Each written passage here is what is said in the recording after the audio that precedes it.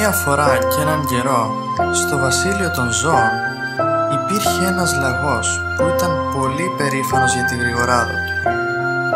Ήταν τόσο γρήγορος που κανένα άλλο ζώο δεν μπορούσε να τον προσπεράσει. Μία μέρα λοιπόν, έτυχε να τον ακούσει η Χελώνα, η οποία είναι το πιο αργό ζώο μέσα στο βασίλειο, και στεναχωρήθηκε πολύ. Τότε η Χελώνα θλιμμένη βρίσκει τη σοφή Κουκουβάγια και εκείνη βλέποντάς τη ρωτάει «Τι έχεις καλή μου Χελώνα και είσαι τόσο λυπημένη?» Και τότε η Χελώνα της απαντάει «Πριν λίγο συνάντησα το λαγό και έλεγε σε όλους ότι είμαι η πιο αργή Χελώνα σε όλο το βασίλειο». Τότε η σοφή Κουκουβάγια, για να την παρηγορήσει, της είπε ότι έπρεπε να δώσουν ένα καλό μάθημα στο λαγό. «Εσύ», λέει στη Χελώνα, «είσαι η μόνη που μπορείς να δώσει αυτό το μάθημα στο λαγό». Και έκπληκτη η Χελώνα τη ρωτάει «Μα πώς θα γίνει αυτό?» Και τότε η Κουκουβάγια της λέει «Με ένα αγώνα ταχύτητας».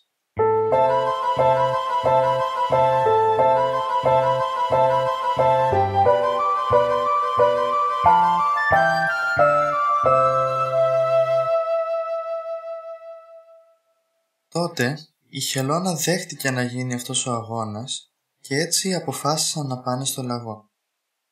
Ο λαγός με τη σειρά του, όταν άκουσε αυτή την πρόκληση, απάντησε γελώντας.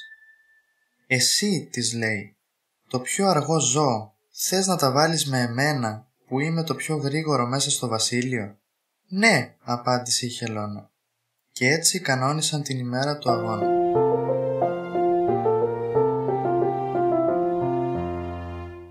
Την επόμενη κιόλας ημέρα είχαν ήδη αρχίσει οι προετοιμασίες. Όλοι περίμεναν με αγωνία ποιος θα είναι ο νικητής αυτού του αγώνα. Έτσι έφτασε η μέρα του διαγωνισμού. Η Χελώνα ήταν ήδη στο σημείο εκκίνησης, καθώς και όλα τα υπόλοιπα ζώα, ενώ ο λαγός έλειπε. Και ξαφνικά, μετά από λίγη ώρα, εμφανίστηκε ο λαγός με την παρέα του.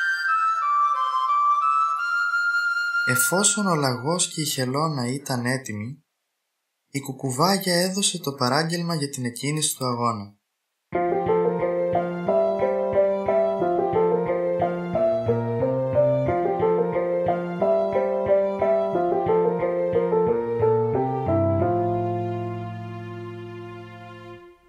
Ο αγώνας έχει αρχίσει και ο λαγός βρίσκεται ήδη πολύ πιο μπροστά από τη Χελώνα. Έτσι σκέφτεται και λέει «Γιατί να βιάζομαι τόσο, ο αντίπαλός μου είναι μια Χελώνα». Και τότε αποφασίζει να πλαγιάσει κάτω από ένα δέντρο και να ξεκουραστεί λιγάκι. Η Χελώνα μετά από ώρα περνάει από το σημείο που ξεκουραζόταν ο λαγός και τον χαιρετάει. Έπειτα ο λαγός έδωσε λίγο χρόνο στη Χελώνα ώστε να της δώσει μια ελπίδα και ύστερα αποφάσισε να ξανατρέξει. Όμως στη συνέχεια πείνασε και αποφάσισε να σταματήσει και να φάει κάτι. Η Χελώνα για δεύτερη φορά περνάει από το σημείο που έτρωγε ο λαγός και βλέποντάς τον του είπε καλή όρεξη. Ο λαγός τότε την ευχαριστεί και συνεχίζει το φαγητό του. Λίγα λεπτά αργότερα, αφού τελείωσε το φαγητό του, φεύγει και αρχίζει να τρέχει για να προλάβει τη Χελώνα, η οποία συνεχίζει την κούρσα με αργό και σταθερό βήμα.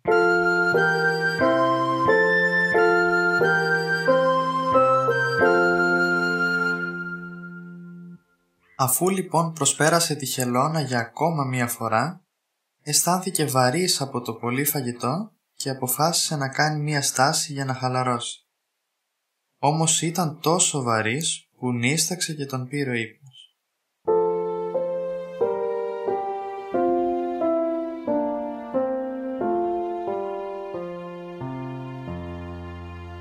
Μετά από πολλή ώρα, ο λαγός ξυπνάει έντρομος και παρατηρεί ότι είχε περάσει η ώρα. Έτσι άρχισε να τρέχει για να προλάβει και να κατακτήσει τη σίγουρη νίκη του. Φτάνοντας όμως στον τερματισμό, βλέπει τη Χελώνα που ήδη πανηγυρίζει για τη νίκη της.